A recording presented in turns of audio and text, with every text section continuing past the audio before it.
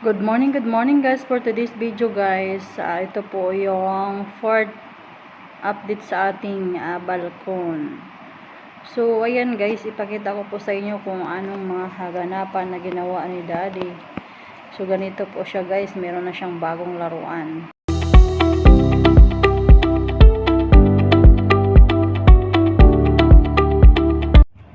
Guys, may laruan si Dading bago. Ayan, ginawa niyang laruan. Yung takip ng TV, ayan, para lalagyan ng lupa para i-level dyan sa ating balkon. So, ayan po si Daddy, tama nga, hukay lang dyan sa lupa para ma-level niya dyan sa balkon. Mag-flooring na kasi tayo, guys. So, ayan guys, tama nga. Lang si Daddy dyan sa mga bato-bato at saka yung lupa talagang nilibil niya kasi kailangan kasi na para malibil siya. Tapos niyan guys, maghakot na naman sila ng bato para hindi yung tawag nun, hindi bababa yung lupa ba. So kailangan siya lagyan ng bato para matigas siya. Hindi ko alam kung anong tawag nun.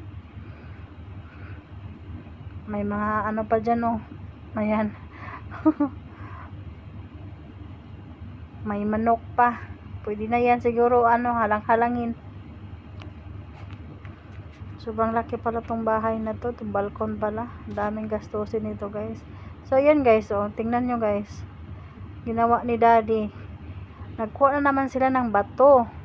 Tapos ginawa ni Daddy, pinukpok niya para mapunta sa ilalim para yun. Para mas matigas yung lupa, para hindi hindi bababa yung lupa pag walang mga ganyan bato-bato. Si Daddy lang kasi nakakaalam dyan hindi naman ako farmer. So ganyan ginawa ni Daddy, tamang pukpok lang dyan sa bato para mapunta talaga siya sa ilalim. Si Daddy lang talaga dito.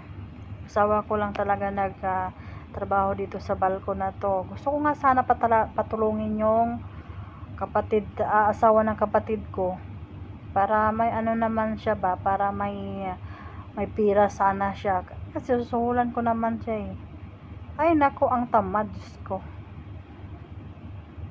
Magpunta lang pag gusto doon, anong oras na. Tapos yung asawa ko nag-umpisa na sila ng umaga kasi pag-atid niya ng bata sa paralan, pagbalik niya, ganyan yung ginagawa niya. Hinihinay lang siya maghakot ng mga bato dyan. Ilagay niya dyan sa para una lupa, tapos ng lupa, ito na namang bato. Dati lang kasi nakakaalam dyan para daw hindi hulpa yung lupa pababa ba. Kailangan daw ng matigas. Ganyan po ginawa ni Daddy, pati sa flooring siya nang gumawa, siya lang nag-isa tamang pukpok lang si Daddy. Update ko kayo bukas sa pag-flooring ni Daddy. Tapos na siya nag-flooring, kaso lang dito muna tayo update dito sa nilagyan ng lupa at saka yung mga bato paano niya ginawa. So yan po yung area namin guys, binili namin ng 2026. Nasa Kuwait ako noon, 400 square meter lang yan yung lupa na yan. So binili namin 50.